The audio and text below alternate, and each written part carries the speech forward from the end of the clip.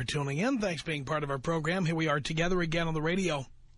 I haven't done this in years. I am devoting an entire program to an article that many of you have sent to me. There's so much here to talk about and so little time. So I'm going to read the article to you. And I ask that you pay strict attention. The reason I ask that you pay strict attention is because I know how people use radio. I know that I'm in the background while you're doing something else.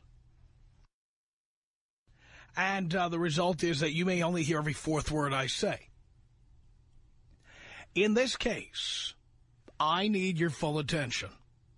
I need you to stop what you're doing. And I'm not kidding about this. I need you to stop what you're doing. And I need you to turn the volume up. Louder.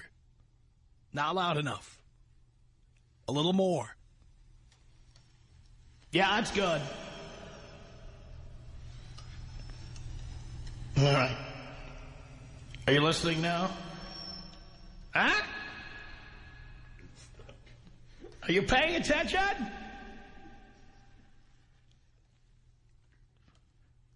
Good.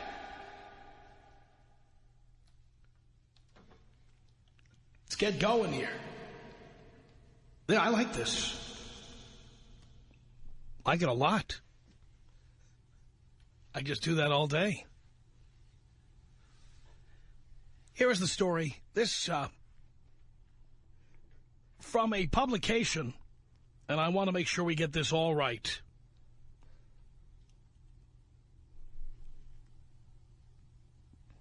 This is from a publication called City Journal.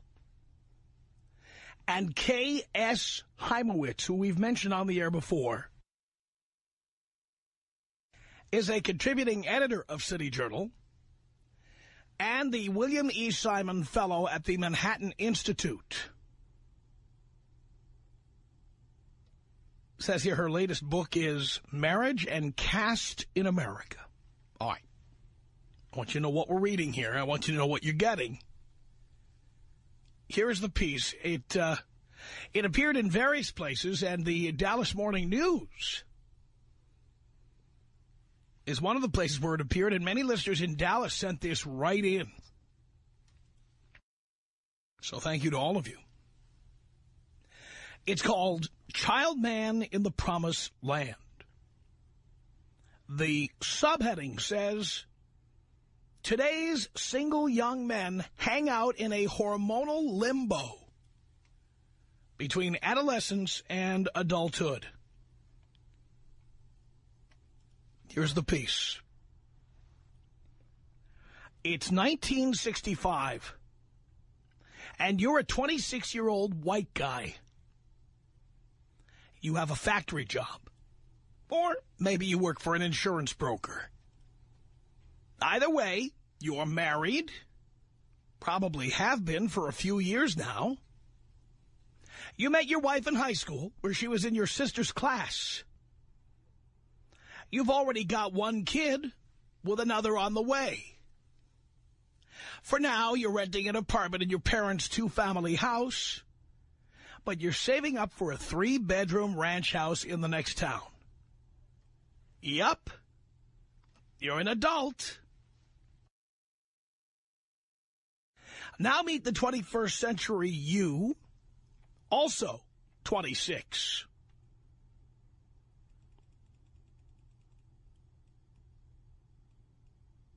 You finished college and work in a cubicle in a large Chicago financial services firm. You live in an apartment with a few single guy friends. In your spare time, you play basketball with your buddies, download the latest indie songs from iTunes, have some fun with the Xbox 360, take a leisurely shower, massage some product into your hair and face, and then it's off to bars and parties where you meet and often bed girls of varying hues and sizes. They come from everywhere. California, Tokyo, Alaska, Australia. Wife, kids, house. Are you kidding? Not so long ago, the average mid-20-something had achieved most of adulthood's milestones. High school degree, financial independence, marriage, and children. These days, he lingers happily in a new hybrid state of semi-hormonal adolescence and responsible self-reliance. Decades in unfolding, this limbo may not seem like news to many, but in fact it is to the early 21st century what adolescence was to the early 20th, a momentous sociological development of profound economic and cultural import. Some call this new period emerging adulthood. Others, extended adolescence. David Brooks recently took a stab, calling it the Odyssey years, a decade of wandering. But while we grapple with the name, it's time to state what is now obvious to legions of frustrated young women. The limbo doesn't bring out the best in young men. With women, you could argue that adulthood is, in fact, emergent. Single women in their 20s and early 30s are joining an international new girl order, hyperachieving in both school and an increasingly female-friendly workplace, while packing leisure hours with shopping, traveling, and dining with friends. Single young males, or SYMs, by contrast, often seem to hang out in a playground of drinking, hooking up, playing Halo 3, and in many cases underachieving. With them, adulthood looks as though it's receding. Freud famously asked, "What do women want?" Notice that he didn't ask what men wanted. Perhaps he thought he'd had that one figured out.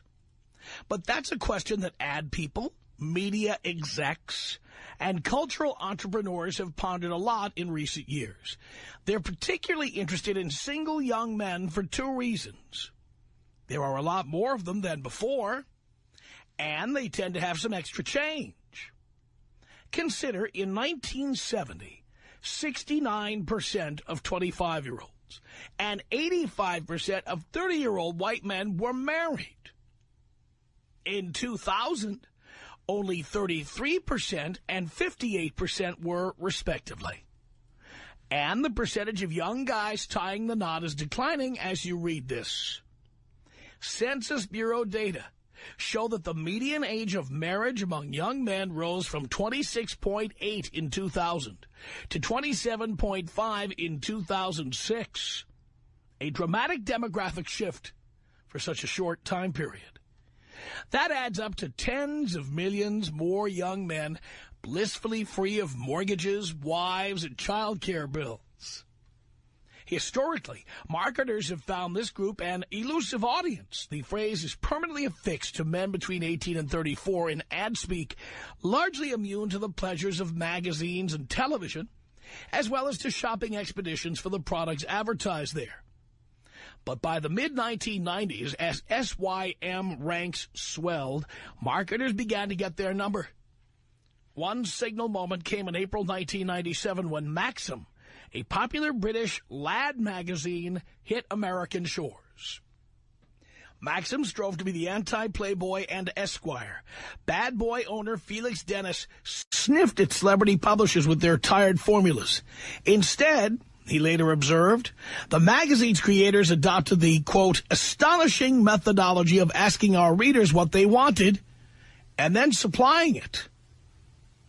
And what did those readers, male, unmarried, median age 26, median household income $60,000 or so, want?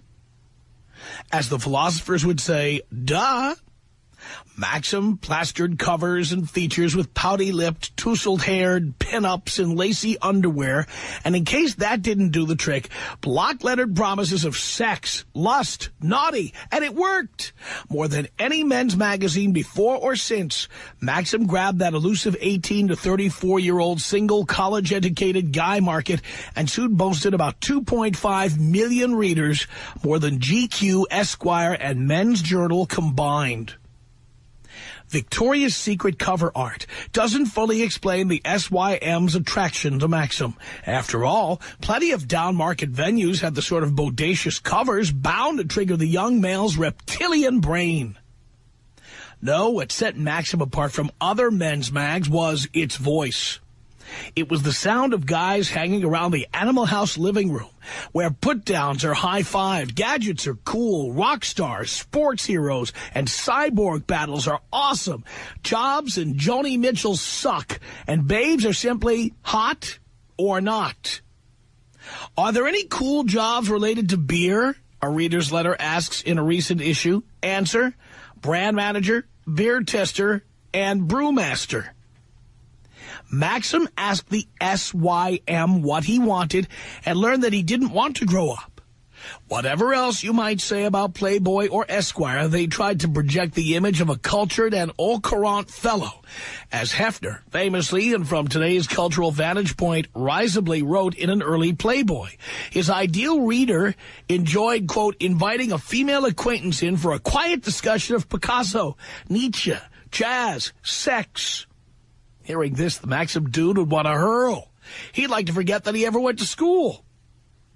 Maxim happily obliges. The editors try to keep readers' minds from wandering with articles like Confessions of a Strip Club Bouncer. But they rely heavily on picture-laden features promoting the latest skateboards, video games, camcorders, and other tech products, along with an occasional Q&A with, say, Kid Rock, all with the bare minimum of print required to distinguish a magazine from a shopping catalog or pin-up calendar. Playboy's philosophy may not have been Aristotle, but it was an attempt of sorts to define the good life. The Maxim reader prefers lists, which make up in brevity what they lose in thought. 10 greatest video game heroes of all time, the 5 unsexiest women alive, 16 people who look like they absolutely reek, and so on. Still, Maxim is far from dumb, as its self-mockery proves. The Maxim child man prides himself on his lack of pretense, his unapologetic guyness. The magazine subtext seems to be, we're just a bunch of horny, insensitive guys. So what? What else to make of an article entitled, How to Make Your Girlfriend Think Her Cat's Death Was an Accident? The only thing worse than a show about doctors is a show about sappy chick doctors we're forced to watch, or else our girlfriends won't have sex with us, the editors grumble about the popular with women Grey's Anatomy. The Maxim child man voice has gone mainstream, which may explain why the magazine sales were flat enough for Dennis to sell it last summer. You're that 26-year-old who wants sophomoric fun and macho action? Now the culture has a groaning table of entertainment with your name on it. Start with the many movies available in every guy-friendly genre. Sci-fi flicks like Transformers, action and crime movies like American Gangster, comedies like Superbad, and the seemingly endless line of films starring Adam Sandler, Jim Carrey, and the Frat Pack, as USA Today dubbed the group of young male comedians that includes Will Ferrell, Ben Stiller, Vince Vaughn, Owen and Luke Wilson, Jack Black, and Steve Carell. With a talent for crude physical comedy, gleeful juvenility, and self-humiliation, the Frat Packers are the child man counterparts to the more conventional leads, like George Clooney and Brad Pitt, whom women and Esquire editors love. In Old School, 3 guys in their 30s decide to start a college fraternity. Frank the Tank, the moniker refers to his capacity for alcohol, played by Ferrell, flashes his saggy white derriere streaking through the college town. The scene is a child man classic. In 2005's The 40-Year-Old Virgin, Carell plays a middle-aged nerd with a large action figure collection, but no action. In one guy-favorite scene, a beautician painfully waxes Carell's hirsute chest. As Carell pointed out later, this was, quote, a guy thing, this sadistic nature that men have to see other men in non-life-threatening pain. Even though the networks must be more restrained, television also has plenty of stupid fun, as Maxim calls a regular feature. Gross-out humor and even low-level sadism for child man viewers. This state of affairs is newer than you might think. Apart from sports programming and The Simpsons, which came along in the early 1990s, there wasn't a lot to make young men pick up the remote. Most primetime television appealed to women and families whose sensibilities were as alien to dudes as finger bowls. Does anyone have a finger bowl? Today, the child man can find entire networks devoted to his interests. Spike TV runs wrestling matches, Star Trek reruns, and the high-tech detective drama CSI. Black Belt TV broadcasts martial arts around the clock. Sci-fi is everywhere. Several years ago, the Cartoon Network spied the potential in the child man market, too, and introduced Adult Swim, late-night programming with adult cartoons like Family Guy and Futurama, a cult favorite co-created by Matt Groening of The Simpsons fame. Adult Swim has cut into the male Letterman and Leno audience, luring gold-plated advertisers Saab, Apple, and Taco Bell. Child men, it should come as no surprise, eat lots of fast food. One can also lay the success of cable giant Comedy Central at the child man's sneakered foot. In its early 90s infancy, Comedy Central had old movie comedies, some stand-up acts, and few viewers. The next several years brought some buzz with shows like Politically Incorrect. But it was in 1997, the same year that Maxim arrived in America, by the way, the same year the Tom Leykis Show arrived at 97.1 Free FM, that the network struck gold with a cartoon series starring a group of foul-mouthed 8-year-old boys. With its cutting subversion of all that's sacred and polite, South Park was like a dog whistle that only SYMs could hear. The show became the highest-rated cable series in that age group. In 1999, the network followed up with The Man Show, famous for its juggies, half-naked women with exceptionally large, juggies. Interviews with porn stars, drinking songs, and a jingle that advised quit your job and light a fart, yank your favorite private part. It was like Maxim for TV, one network executive told Media Life. Comedy Central's viewers, almost two-thirds of the male, have made both The Daily Show and Colbert Report cultural touchstones and launched the careers of stars like Bill Maher, Jimmy Kimmel, Dave Chappelle, and most notably Daily Show anchor Jon Stewart, who has already hosted the Academy Awards and is set to do so again, a perfect symbol of the mainstreaming of the SYM sensibility. Nothing attests more to the SYM's growing economic and cultural might than video games do. Once upon a time, video games were for little boys and girls, well, mostly little boys who loved their Nintendo so much, the lament went, that they no longer played ball outside. These boys have grown up to be child man gamers, turning a niche industry into a $12 billion powerhouse. Men between the ages of 18 and 34 are now the biggest gamers, according to Nielsen Media. Almost half, 48.2% of American males in that age bracket had used a console during the last quarter of 2006 and did so on average 2 hours and 43 minutes per day. That's 13 minutes longer than 12 to 17-year-olds who evidently have more responsibilities than today's 20-somethings. Gaming, online games, as well as news and information about games, often registers in the top category in monthly surveys of Internet usage. And the child man's home, sweet media home, is the Internet, where no meddling censors or nervous advertisers deflect his desires. Some sites like mensnewsdaily.com are edgy news providers. Others, like AskMen.com, which claims 5 million visitors a month, post articles like how to score a green chick, in the best spirit of Maxim-style self-parody. How is an SUV driving, to-go cup using, walking environmental catastrophe like yourself supposed to hook up with them, the article asks. Answer? Go to environmental meetings, yoga, or progressive bookstores, but watch out for lesbians. Other sites like menarbetterthanwomen.com, tuckermax.com, the best page in the universe.com, and drunkosaurusrex.com walk Maxim's goofiness and good-natured women teasing over the line into nastiness. The men hanging out on these sites take pride in being, quote, badasses and view the other half bitterly. A misogynist is, quote, a man who hates women as much as women hate each other, writes one poster at Men Are Better Than Women. And another rails about a classic woman trap question like, does this make me look fat? Or, which one of my friends would you sleep with if you had to? Do you really enjoy strip clubs? The Fifth Amendment was created because its architects' wives, quote, drove them crazy, we'll say, I'm editing here, asking questions that they'd be better off simply refusing to answer. That sound you hear is women not laughing. Oh, some women get a kick out of child men and their frat fart jokes. About 20% of Maxim readers are female, for instance. About 30% of our audience is female, by the way. And presumably not all are doing research for the dating scene. But for many of the fairer sex, the child man is either an irritating mystery or a source of heartbreak. In internet chat rooms, in advice columns, in female water cooler confabs, and in the pages of Chick Lit, the words immature and men seem united in perpetuity. Women complain about the Peter Pan syndrome. The phrase has been around since the early 1980s, but it is resurgent. The Mr. Not Readies, the Mr. Maybes, Sex and the City chronicled the frustrations of 4 30-something women with immature, loutish, and uncommitted men for 6 popular seasons. Naturally, women wonder, how did this perverse creature come to be? The most prevalent theory comes from feminist-influenced academics and cultural critics who view dude media as symptoms of backlash, a masculinity crisis.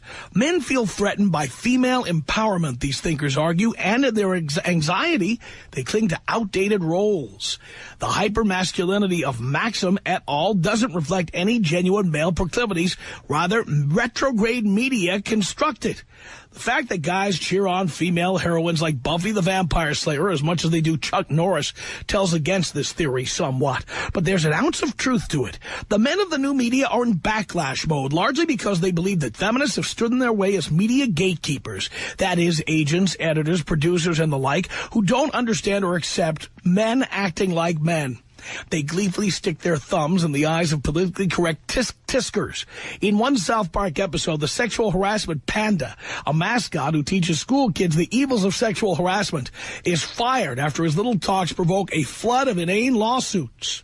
In Maxim, readers can find articles like How to Cure a Feminist, one of whose recommendations is to, quote, pretend you share her beliefs by asking questions like, has Gloria Steinem's marriage hurt the feminist agenda? Insofar as the new guy media reflect a backlash against feminism, they're part of the much larger story of men's long, uneasy relationship with bourgeois order. The SYM with a taste for Maxim or South Park may not like Gloria Steinem, but neither does he care for anyone who tells him how to behave. Teachers, nutritionists, prohibitionists, vegetarians, librarians, church ladies, counselors, and moralists of all stripes. In fact, men have always sought out an antisocial, even anarchic edge in their popular culture. In a renowned essay, the critic Barbara Ehrenreich argued that the arrival of Playboy in 1953 represented the beginning of a male rebellion against the conformity of mid-century family life and of middle-class virtues like duty and self-discipline. All woman wants is security, she quotes an early Playboy article complaining, and she is perfectly willing to crush man's adventurous, freedom-loving spirit to get it. Even the name of the magazine, Ehrenreich observed, defied the convention of hard-won maturity.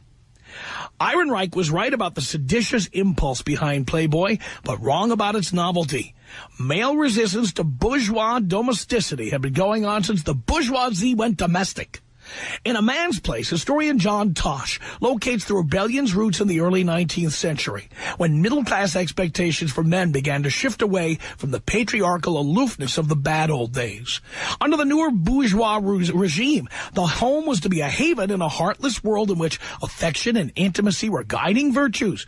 But in Tosh's telling, it didn't take long before men vented frustrations with bourgeois domestication. They went looking for excitement and male camaraderie in empire building, in adventure novels by authors like Robert Louis Stevenson, and in going to the club. By the early 20th century, the emerging mass market in the U.S. offered new outlets for the virile urges that sat awkwardly in the bourgeois parlor, hence titles like Field and Stream and Man's Adventure, as well as steamy affair like Escapade and Caper.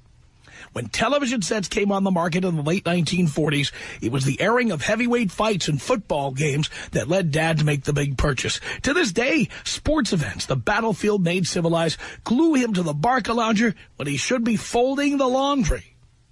But this history suggests an uncomfortable fact about the new SYM. He's immature because he can be. We can argue endlessly about whether masculinity is natural or constructed, whether men are innately promiscuous, restless, and slobby, or socialized to be that way. But there's no denying the lesson of today's media marketplace. Give young men a choice between serious drama on one hand and Victoria's Secret models, battling cyborgs, exploding toilets, and the NFL on the other, and it's the models, cyborgs, toilets, and football by a mile. For whatever reason, adolescence appears to be the young man's default state, proving what anthropologists have discovered in cultures everywhere. It is marriage and children that turn boys into men. Now that the SYM can put family off into the hazily distant future, he can and will try to stay a child man. Yesterday's paterfamilias or Levittown dad may have sought to escape the duties of manhood through fantasies of adventures at sea, pin-ups, or sublimated war on the football field, but there was considerable social pressure for him to be a mensch. Not only is no one asking that today's 20 or 30-something become a responsible husband and father, that is, grow up, but a freewheeling marketplace gives him everything that he needs to settle down in pig's heaven indefinitely. And that heaven can get pretty piggish. Take Tucker Max, whose eponymous website is a great favorite among his peers. In a previous age, Max would have been what was known as a catch, good-looking, ambitious. He graduated from the University of Chicago and Duke Law. But in a universe where child men can thrive, he has found it more to his liking and remarkably easy to pursue a different career path, professional a-hole. Max writes what he claims are true stories about my nights out, acting like an average 20-something, binge drinking. UrbanDictionary.com lists Tucker Max drunk, or TMD, as a synonym for falling down drunk, fighting, leaving vomit and fecal detritus for others to clean up, and above all, hooking up with random girls galore, sorority sisters, Vegas waitresses, Dallas lap dancers, and junior leaguers who are into erotic asphyxiation. Throughout his adventures, Max, like a toddler stuck somewhere around the Oedipal stage, remains fixated on his penis and his dumps. He is utterly giving without conscious female insecurity. It's the gift that keeps on giving. He writes about his efforts to undermine his praised self-esteem in order to seduce them more easily. Think of Max as the final spawn of an aging and chromosomally challenged Hugh Hefner and his website and best-selling book, I Hope They Serve Beer in Hell, as evidence of a male culture in profound decline. Playboy's aspirations toward refinement still hinted at the call of the ego and a culture with limits on male restiveness. Max, the child man who answers to no one except his fellow a-holes, is all in and proud of it. Now, I'm going to leave the rest of this because it is a long piece. It's challenging. We will link to it on our website, and you'll be able to read the entire piece yourself. Okay? But coming up, we're going to meet the author of this piece, Kay Heimowitz. She's joining us from Brooklyn, New York, and I'm going to ask her a bunch of questions because the guys she's talking about in this piece are guys that sound an awful lot like us. Tom Leykis. It's the Tom Leykis Show. That 1-800-5800-TOM. I read you the better part of this piece. It's a long piece. It's challenging to read, and you can read the whole piece. It is online in any number of places, and we'll link through it through our website to it as well, so you can see it and read it for yourself. But we are joined by the article's author. The article, in case you didn't hear the very beginning of this was a lengthy article, and we are devoting our entire program to some of the issues discussed in here. It's called Child Man in the Promised Land, and the author is Kay Heimowitz of Brooklyn, New York, and she joins us now. Thank you for being with us. It's my pleasure to be here. What instigated you to write this piece, if I may ask? Well, I can tell you one thing. I'm sort of regretting it now. If you could see the mail that I've gotten. I have 2 daughters in my 20s, and I'm wondering whether they'll ever have a date again. Wow. But, well, to answer your question, I've been hearing so much from young women in their 20s, so many complaints about men. And so many complaints about their immaturity, about their failure to commit, on and on in that vein. Not just my daughters. In fact, my daughters don't complain as much as some women I know about it. So I was curious about that issue, and also about the fact that women do seem to be beginning, at any rate, to outperform men in the workplace, or in certain parts of the workplace. For instance, in New York City, young women in their 20s, college-educated women in their 20s are now earning more than men. So it struck me that something was going right for women in a way that it wasn't for men. And as someone who's very interested in how we are shaped by the culture around us, I began to look at that culture for men and was surprised at what I found. Now, I've read your piece in various forms because I imagine you have submitted it as an op-ed piece to various newspapers, and so I've read it in various forms of editing, and finally found the entire piece and got to read the whole thing. And you may not be aware of our radio program, but the guys you describe in your piece are our listeners. Mm-hmm. And they are our listeners by design. Our radio program took this form in 1997, like a lot of the things you describe in your article, because there's a demand for a radio program like this. I know where you live in New York City, they don't really have anything like this, but in many cities where our show is heard, there's a big demand for this kind of content. And I wonder, as we get started here with this conversation, I don't see anything in here about the perception by men, whether you think it's fair or not, that divorce is a real deterrent to marriage. When people hear how guys got taken to the cleaners, women got their pound of flesh, men are living in studio apartments or worse, their parents' houses because they got their bank accounts cleaned out, is it possible that might have something to do with men not wanting to get married? Well, I'm glad you brought up that point, because I have gotten a lot of mail from men who are saying precisely that. They believe that they got a very raw deal in marriage and have seen other men they know who've gotten a raw deal and want to stay away from the whole institution. And I suppose I would say this. I do think that I actually believe that men are getting a raw deal in many cases, and I expect to do a follow-up piece that's a little bit more sympathetic to the impact that feminism, I think, has had on young men and on women's relationship to men. I mean, one thing I ask all the time on this program, and I say this as someone who's been divorced more than once, mm-hmm. What's in it for men to get married anymore? Well, in a divorce culture, I suppose you could say that there's not much. But the problem is this is a self-perpetuating phenomenon. In other words, you have men who are not appealing to women as possible husbands who then, if they do get married, are maybe not behaving in ways that women find very satisfying, who maybe continue to see themselves as youngsters, as adolescents, and are not willing to become more grown up and take responsibilities. Well, hang on one second. You talk about not wanting to take on responsibilities. Why create responsibilities where none exist? Well, why? Because what's your alternative? What kind of life do you want to have? Do you want to have a life where you never have long-term serious relationships, where you don't have children? I'll tell you where what, you never live with your children? We have to take a break. When I come back, I'm going to talk about my own lifestyle, which is the one I talk about to my listeners. And I'm going to ask you to tell me where I'm going wrong if you think I'm going wrong. Oh, okay. All right. Now, my listeners don't know what I'm about to tell you, but I'll tell it to you, and then I'll let you tell me what's wrong with my lifestyle, okay? Mm-hmm. And maybe there's nothing wrong with it in your opinion, but I'll give you an opportunity to critique it. Sounds good. Okay, hang on. Kay Heimowitz is with us. She is the editor of City Journal, and she wrote this piece called Child Man in the Promised Land. If you go to blowmeuptom.com, we link right through to her piece. You can read it. You can decide for yourself how you feel about it, and we'll get to your telephone calls as well coming up. Tom Leykis. It's the Tom Leykis Show.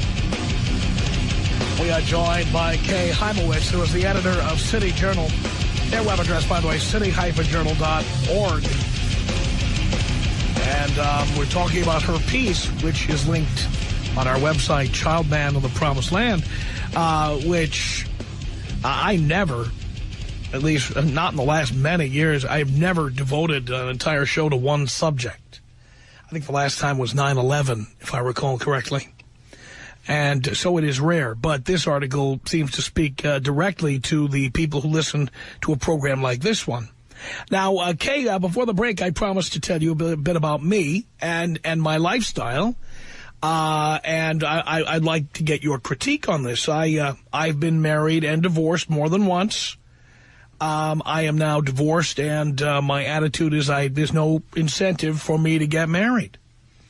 I own a house in the Hollywood Hills with 6 plasma screens, 2 jacuzzis, 1 indoor, 1 outdoor, a stripper pole, a large collection of DVDs, the top-of-the-line DirecTV subscription called Titanium service, where you get every channel DirecTV has, over 1,000 channels.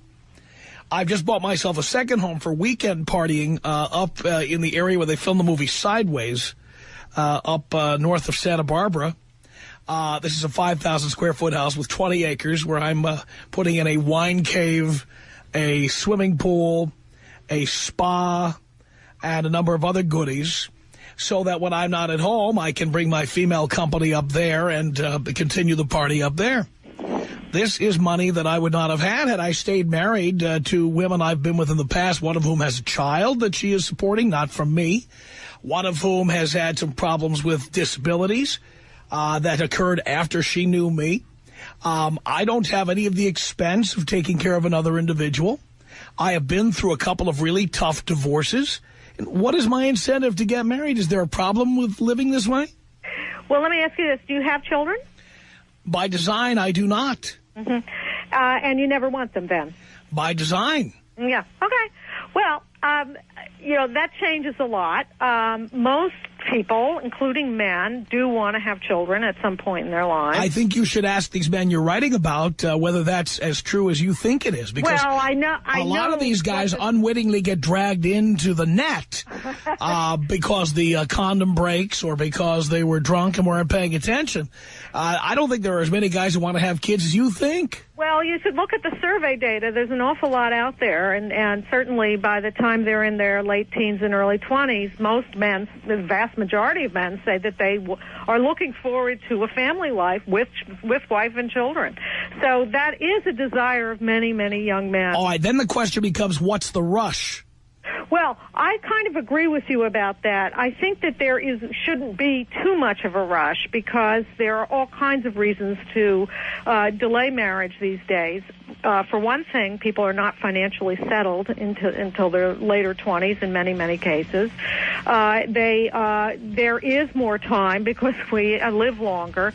So I don't, it's not so much that I think people should marry very early. We know that you marry too early and your marriages are not. But the thing is, I don't know why men should have to marry at all. The Tom Leykis Show.